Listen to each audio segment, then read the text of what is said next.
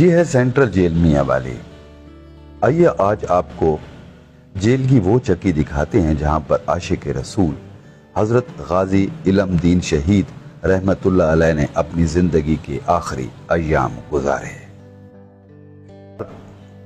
Jail میں داخل ہوتے ہی ایک مزار نظر آتا ہے جو غازی علم دین شہید رحمت اللہ علیہ کے نام سے منسوب ہے۔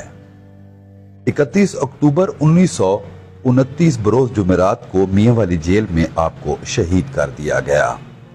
14 نومبر 1929 کو جسد خاکی وصول کیا گیا۔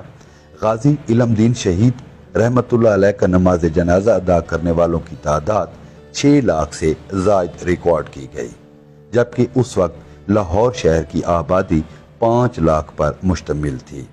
نماز جنازہ 5.5 میل پر پھیلا ہوا تھا۔ آپ کی نماز جنازہ خطیب مسجد وزیر خان قاری شمس الدین نے پڑھائی۔ سید محمد دیدار علی شاہ لاہوری اور علامہ اقبال نے غازی علم دین شہید رحمت اللہ علیہ کو اپنے ہاتھوں سے لاحت میں اتارا۔ جیل کی چکی کی دیواروں پر سنگ مرمر لگا کر اسے خوبصورت انداز میں ڈیزائن کیا گیا ہے۔ چکی میں داخل ہوتے ہی انسان ایک دوسری کیفیت میں مبتلا ہو جاتا ہے۔ تقریباً 95 سال گزر جانے کے بعد بھی چکی میں خوشبوؤں کا احساس ہوتا ہے۔ خوشبو سے معطر چکی تک عام آدمی تو نہیں پہنچ سکتے، مگر وہاں تک پہنچ جانے والے خوش نصیب نوافل ادا کرتے ہیں اور رب کے حضور اپنی مغفرت کی دعا کرتے ہیں۔